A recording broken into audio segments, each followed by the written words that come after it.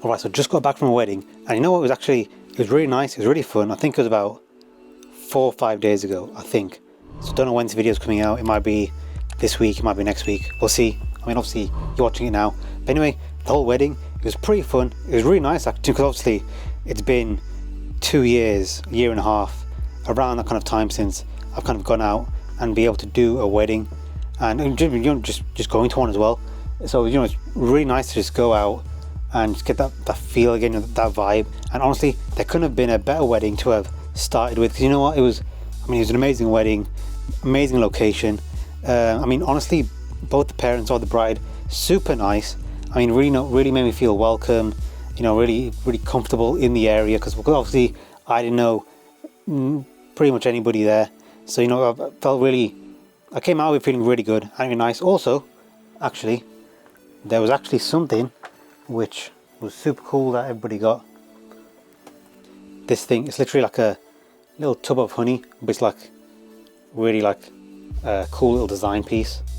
Do you know how cool that is? It's got like a little honey stick thing that you mix the honey with and all that. I mean, I've never had one of these at a wedding before. I mean, some people do leave little treats and stuff for the guests on their plates and stuff, but I've never had a tub of honey with some design around it, like a little honey stick. So I mean, that's really nice. But anyway, back to the video. And you know what, actually this is kind of tied in with the video in a sense, just because obviously I went down there and I brought someone, and we're both doing a bit of photography, a little bit of videography as well.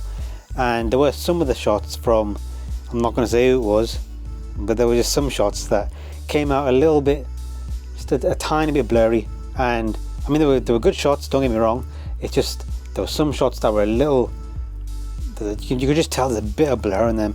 And I mean, this sometimes happens to a lot of photographers. Maybe even if you're not a photographer, maybe you're starting out, or maybe you're just interested in some kind of photography. And there are some shots which, at times it does happen sometimes, where you'll be out on location, you'll be snapping your pictures, you look on the screen, and you think that looks all right, on your camera.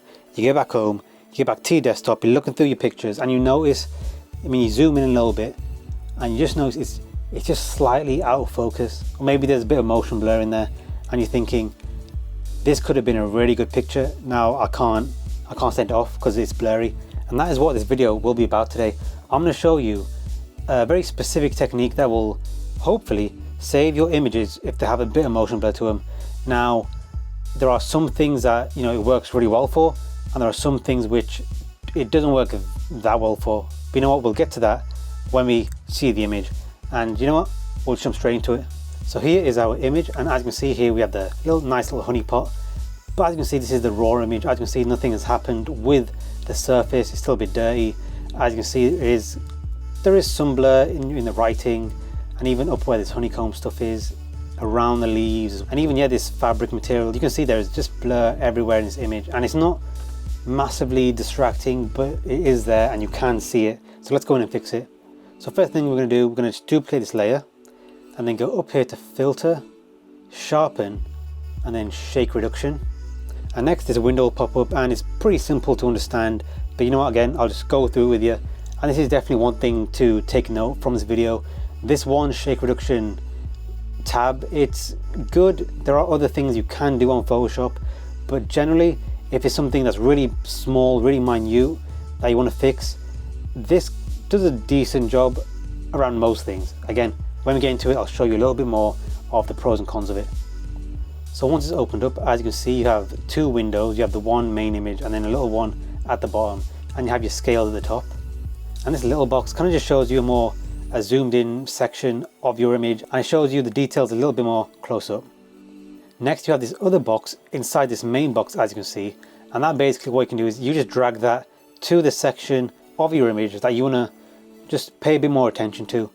And what it'll do is it'll pretty much guess how to sharpen the image from what you select in that box. So up here for the top scale, you can pretty much see that when I move it, you're pretty much selecting how wide the boundary you want for how much of the shake you want to remove, if that makes sense. So you're pretty much saying there's a bit more shake in this image, so I want to extend the boundary and try and hone in a little bit, if that makes sense. Hopefully it does. And obviously the lower you go, you're saying that the shake wasn't that much, so don't over sharpen it. Smoothing kind of makes sense by itself, and obviously you don't go too high up because then everything will just wash out and it wouldn't look good. You don't go too low either because then you're getting too much of a sharp image, and obviously this is what we're here for. We want to get a sharp image, but there is such a thing as over sharpening, so you want to just find that middle area, that middle ground. So the artifact suppression, and what that is basically when you have an image and you have certain items in your image, such as this leaf, as you can see kind of around the edge there is kind of just a, I guess you say just a line around it. And again, this goes for everything in the image, you know, even the cloth thing, even the honeycomb thing, the stirrer. You kind of get this weird kind of almost like a highlight or a shadow surrounding it.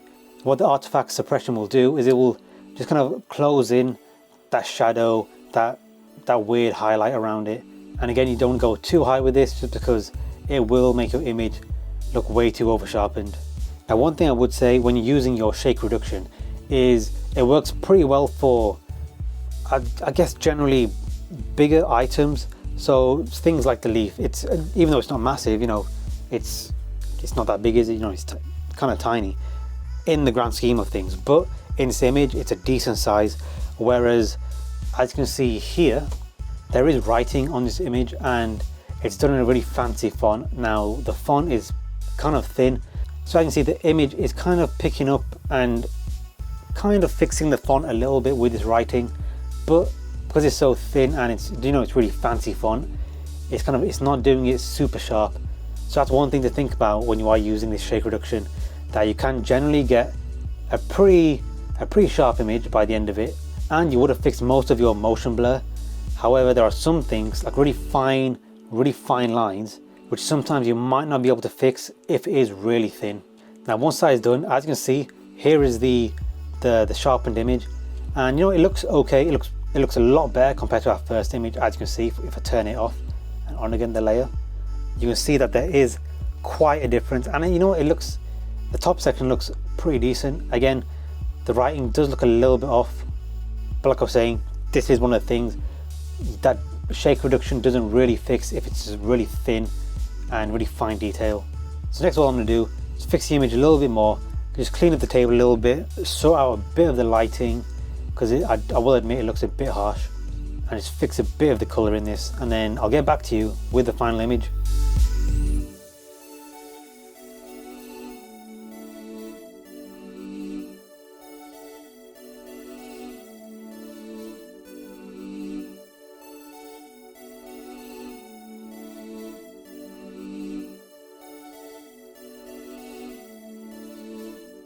And there you go, we have basically kind of saved this image. I mean, I will say, and this is for the whole video, to be honest, when you are on location, you're on set, whatever, and you know, you're there in the moment, always try and double check and make sure that your shots are, you know, the sharpest they can be, they are, you know, the crispest they can be.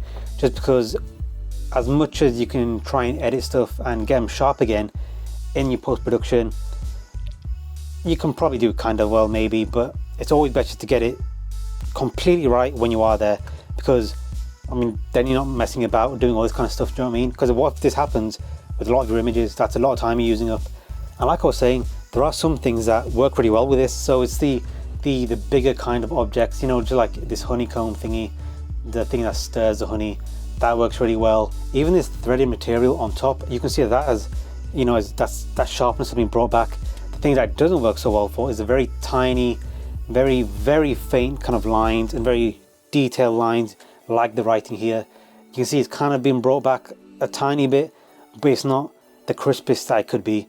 So again, it's one of the things when you are there on set, whatever, just double check and always make sure that the shot is as sharp as it can be.